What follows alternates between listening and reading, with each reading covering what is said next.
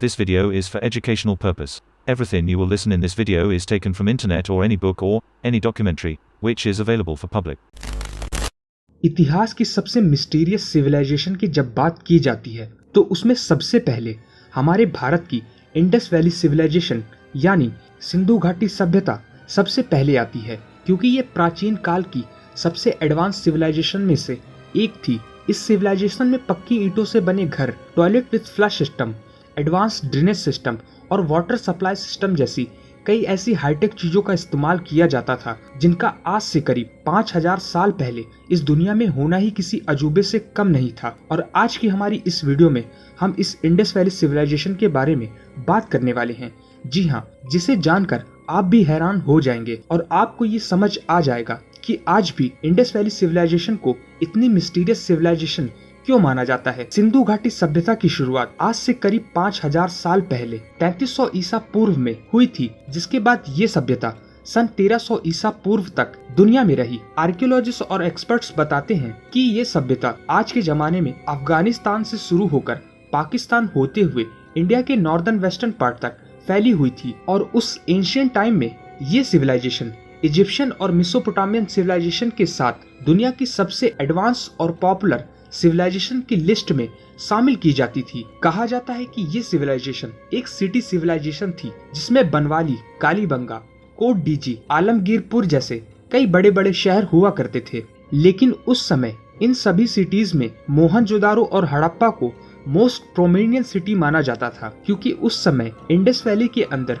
Business और trade के नजरिए से ये दोनों शहर मेजर रोल प्ले किया करते थे। इस इंडस वैली की सबसे यूनिक बात ये थी कि यहाँ रहने वाले लोग टेक्निकली बहुत ही एडवांस हुआ करते थे और इस सिविलाइजेशन के सभी शहरों को बेहतरीन इंजीनियरिंग के साथ एडवांस टेक्निक की हेल्प से बनाया गया था। स्पेशली मोहनजोदारो और हड़प्पा इस सिविलाइजेशन की सबसे स्ट्रेंज और एस्टोनिशिंग कर देने वाले शहर हुआ करते थे, क्योंकि इन शहरों में आग से पकी हुई ईंटों की मदद से पक्के मकान बनाए जाते थे जो कि 2 मंजिल तक ऊंचे हुआ करते थे। साथ ही उन घरों को ऐसा डिजाइन किया जाता था कि उनके अंदर नेचुरल एयर फ्लो बना रहता था। इसके अलावा इन दोनों शहरों के एग्जीबिशन के दौरान ये पता चला कि इनके घरों के टॉयलेट फ्लश सिस्टम टेक्निक से बनाए जाते थे और साथ ही यहाँ पर आने जाने के लिए रोड और साफ सफाई के लिए बेहतरीन सीवर सिस्टम बनाया गया था, जिससे ये प्रूफ होता है कि इंडस वैली सिविलाइजेशन के लोग साफ सफाई को लेकर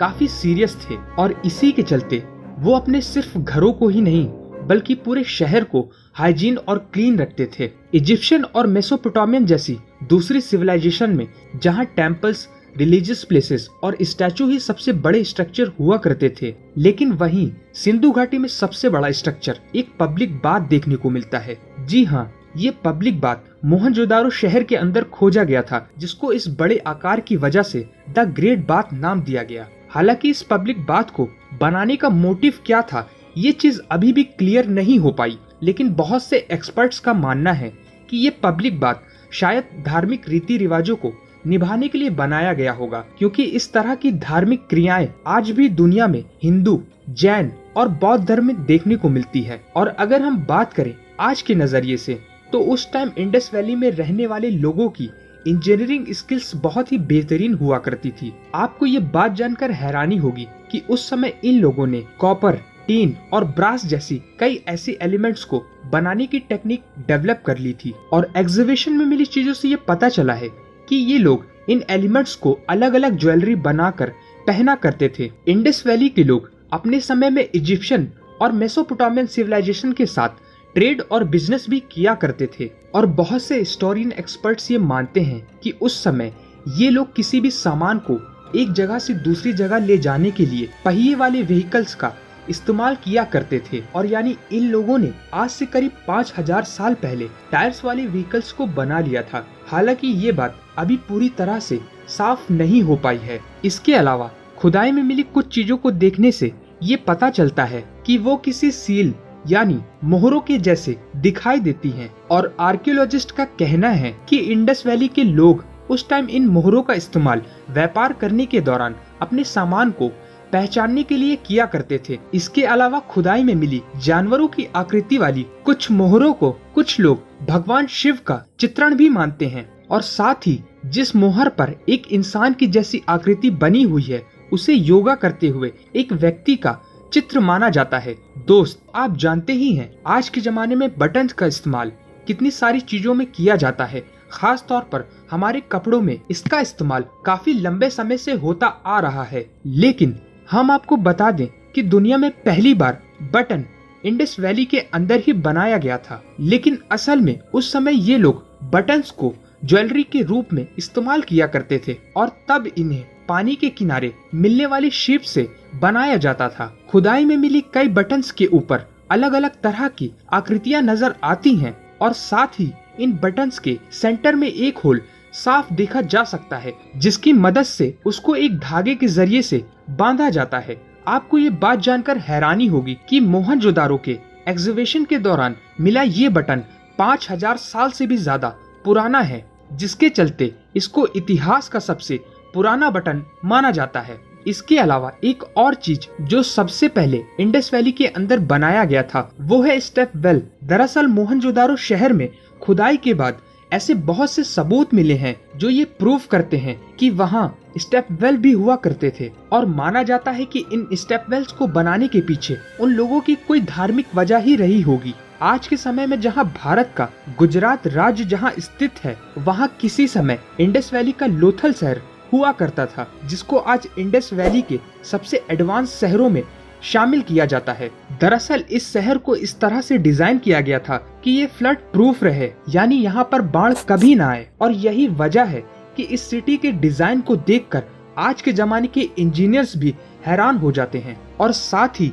इस शहर का डिजाइन ये साबित करता है कि उस जमाने के लोगों के इंजीनियरिंग स्किल्स अपने समय से कई ज्यादा एडवांस हुआ करती थी। दोस्तों, शायद आपको ये लगता होगा कि डेंटिस्ट एक ऐसी मेडिकल प्रैक्टिस है जिसकी शुरुआत आज की मॉडर्न टाइम में हुई होगी, लेकिन नहीं। हम आपको बता दें कि दुनिया में डेंटिस्ट प्रैक्टिस की शुरुआत आज से करीब 5000 साल पहले इंडस वैली में ही शुरू हो गई थी। दरअसल उस समय के लोग ये अच्छी तरह से जान गए थे कि दांतों के केयर और दांतों की प्रॉब्लम्स का इलाज करना कितना ज्यादा इम्पोर्टेंट है और इसके लिए एक अलग से डॉक्टर होना चाहिए। और इसी तरह से इंडस वैली में दुनिया में सबसे पहले डेंटिस्ट प्रैक्टिस की शुरुआत हुई। दोस्तों, सिंधु घाटी सभ्यता अपने समय में लोगों के लिए धरती पर एक स्वर्ग की तरह मानी जाती है। दरअसल ये सभ्यता सिंधु नदी के किनारे मैदानों पर बसी हुई थी, जो उस समय सबसे फर्टाइल जमीनों में से एक हुआ करती थी। इस जगह पर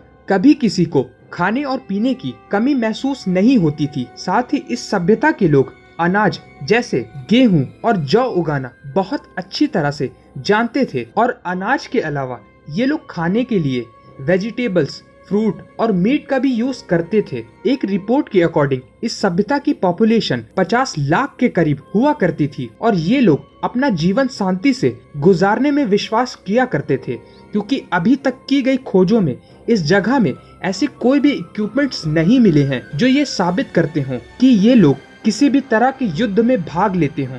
दोस्तों, सिंधु घाटी सभ्यता हजारों साल तक दुनिया में रही, लेकिन साल 1900 ईसा पूर्व आते आते इस सभ्यता का अंत होना शुरू हो गया था और यहाँ रहने वाले लोगों ने अचानक इन शहरों को छोड़कर जाना शुरू कर दिया। अब इन लोगों ने इस सभ्यता को अचानक से क्यों छोड़ दिया, इसका कोई ठोस कारण आज तक नहीं पता चल पाया है। लेकिन अलग अलग हिस्टोरियंस इस सभ्यता के अंत के पीछे का कारण अलग अलग बताते हैं। कुछ एक्सपर्ट्स ये मानते हैं कि कुछ विदेशी ताकतों ने इन शहरों पर हमला करना शुरू कर दिया था और क्योंकि सिंधु घाटी सभ्यता अहिंसा में विश्वास करने वाली सभ्यता थी, जिसके कारण इस सभ्यता का अंत हो गया। और कुछ एक्सपर्ट्स ये मानते हैं कि नेचुरल डिजास्टर की वजह से ये लोगों को इस सभ्यता को छोड़कर जाना पड़ा।